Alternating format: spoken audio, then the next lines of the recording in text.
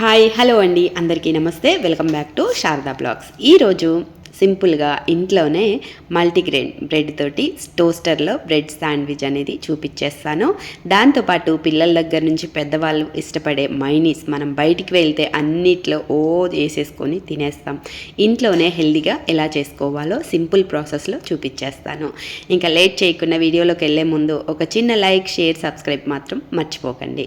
First వచ్చేసి ఇంకా బ్రెడ్కి అయితే ఇక్కడ నెయ్యి రాసేస్తున్నాను. నెయ్యి రాసేసి ఇంకా బాబుకి ఇచ్చేస్తే బాబు పక్కన చేసేసుకుంటూ ఉంటాడు. ఈలోగా నేను మైనీస్కి ఒక గుప్పెడు పచ్చిమిరపకాయలు తీసుకున్నాను. అదే కొంచెం అక్కడైతే తక్కువే తీసుకోండి, ఎందుకంటే ఇక్కడ పచ్చిమిరపకాయలు ఎన్ని వేసినా అస్సలు కారం ఉండట్లేదు, అందుకని ఎక్కువ వాడుతున్నాను. కారం ఎంత తింటే అంత చూసుకోండి. ఒక 7-8 ఎల్లుల్లిపాయ రేఖలు పెద్దవి ఇలా పొట్టు తీసి మంచిగా కాల్చుకొని పచ్చిమిర్చి, ఎల్లుల్లిపాయి, ఎగ్, కొంచెం సాల్ట్, ఒక చిటికెడు షుగర్ వేసాను. మీకు వేసేటప్పుడు నేను వీడియో తీయలేదు. ఇంకా అన్నీ వేసి సరిపడా సాల్ట్ వేసుకొని మెత్తగా గ్రైండ్ చేసుకొని, కొంచెం మిరియాలు కూడా వేసుకోవాలి, ఒక 10 అలాగా, లేదంటే ఒక హాఫ్ స్పూను. ఇంత మైనీస్కి ఒక హాఫ్ స్పూన్ సరిపోతుంది. మెత్తగా గ్రైండ్ చేసుకుంటే ఎంతో టేస్టీగా ఉండే మైనీస్ అయితే రెడీ అయిపోతుంది. ఇంకా అది పక్కన పెట్టేసి ఒక 3 కోడిగుడ్లు, ఒక 2 టమాటాలు, అవి కూడా కొంచెం రౌండ్గా కట్ చేసి పక్కన పెట్టి, ఇందాక మనం గ్రైండ్ చేసుకున్నాం కదా మైనీస్ వేసి, ఇంక బాబు ఇవి టోస్ట్ చేసి ఇచ్చాడు. దాని మీద ఇవి మంచిగా ఇది రాసుకొని మనకి ఎంత తింటే అంత. ఇంక నేను ఇందాక క్యాబేజీ హాట్ వాటర్లో ఉడకబెట్టాను కదా, హాట్ వాటర్ కొంచెం పసుపు, సాల్ట్ వేసేసి ఉడకబెట్టాను. ఎక్కువసేపు పెట్టకుండా జస్ట్ ఒక 3-4 మినిట్స్ అలా దాంట్లో పెట్టి తీసేయాలి. ఆనియన్ పచ్చివే వేసేస్తున్నాను, ఎందుకంటే టేస్ట్కి బాగుంటాయి కాబట్టి. ఇంకా దీంట్లోనే కోడిగుడ్డు, టమాటో అన్నీ ఇలా మధ్యలో పెట్టేసి, మెయిన్ దీనికి బాగా టేస్ట్ వచ్చేది ఏంటంటే మైనీస్ అండి. బయట దొరికేదానికంటే చాలా మంచి టేస్ట్ ఉంటుంది. ఎగ్గు తినం అనుకున్న వాళ్ళు ఎగ్ ప్లేస్లో జీడిపప్పు నానబెట్టి కూడా వేసుకోవచ్చు, చాలా బాగుంటుంది. జీడిపప్పు బాగుంటుంది. ఇంకొకటి పన్నీర్తో కూడా చేసుకోవచ్చు, సేమ్ ప్రాసెస్. కాకపోతే ఎగ్గుకి బదులు పన్నీర్ కానీ జీడిపప్పు ఏది ఉంటే అది యాడ్ చేసుకుంటే బాగుంటుంది. ఇంకా అయిపోయాక మొత్తం మనకి ఎంత కావాలంటే ఇవ్వనే కాదు, మనకి ఇంట్లో ఏ వెజిటేబుల్స్ ఉంటే అవి చక్కగా పెట్టుకుంటే ఇంట్లోనే మనం చక్కగా బయట తినేలాగా శాండ్విచ్, బర్గర్ అలా చేసుకొని హెల్దీగా తినొచ్చు. బ్రెడ్ కూడా మైదా కాకుండా అన్నీ కలిపి మంచిగా దాంట్లోనే డ్రై ఫ్రూట్స్ అన్నీ కలిపి ఉంటాయి కాబట్టి అది కూడా హెల్దీయే.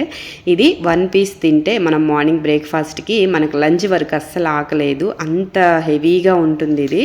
చూసారు కదా, పిల్లలకి కూడా బాక్స్లో అది పెడితే ఇష్టంగా తింటారు. ఇంకా దీంట్లో వేరే వెజిటేబుల్స్ కూడా వేసుకోవచ్చు, లేదంటే కొంచెం స్ట్రాబెర్రీ అలా పిల్లలు ఇష్టంగా ఏది ఇష్టపడితే అలా వేసుకోవచ్చు. అది అయిపోయిన తర్వాత ఇంకా కొత్తిమీర చట్నీ చేద్దాం, చాలా రోజులైందని. ఇక్కడ చూసారు కదా, ఇదే ఇన్ని పచ్చిమిరపకాయలు మనం ఇండియాలో వాడితే అసలు కారం తినలేము, కానీ ఇక్కడ అలా ఉంటుంది, అదేంటో తెలియదు. పచ్చిమిర్చి చూస్తే చాలా చిన్నగా ఉంటాయి, మనకు అదే సైజు పచ్చిమిర్చి ఇండియాలో చాలా కారంగా ఉంటాయి కదా, ఇక్కడ ఎంత వాడినా కారం ఉండవు. ఇంకా కొత్తిమీర ఆయిల్లో వేపేసి పక్కన పెట్టేశాను.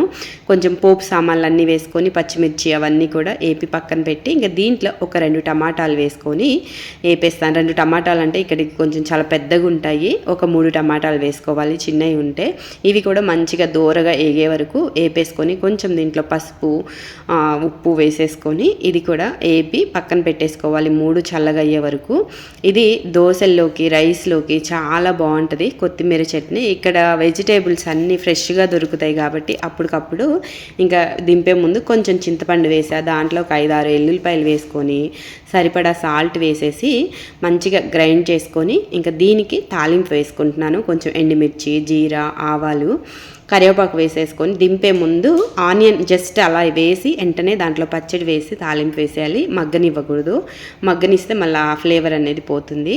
ఇంక ఇది మనకి ఒక 4 డేస్ 5 డేస్ కూడా నిలువ ఉంటుంది, వాటర్ తగలకుండా ఉంటే ఫ్రిడ్జ్లో పెట్టుకుంటే, లేదంటే అప్పటికప్పుడు కూడా తినేయచ్చు. చూసారు కదా, ఇంకా కమ్మగా నెయ్యి వేసుకొని కొంచెం ముద్దపప్పు వేసుకుంటే ఇంకా చాలా టేస్ట్ అయితే చాలా బాగుంటుంది. చూసారు కదా, నచ్చితే తప్పకుండా ట్రై చేయండి. ఇంకా ఇంకా నేను మైనీస్ చేశాను కదా, కొంచెం ఉంది. ఇంకా వీళ్ళు దాంతో చికెన్ నగ్గెట్స్ కావాలి అంటే ఫ్రై చేశాను, కానీ ఏమో తెలీదు, ఇవి తీసుకొచ్చి ఫ్రై చేశాను, కానీ నాకు ఏమో రియల్గా చికెన్ పీసెస్ ఫ్రై చేసినట్టు ఎంత ఫ్రెష్గా అనిపించాయి. మేబీ తయారు చేసిన కొన్ని రోజులే అవుతుందేమో.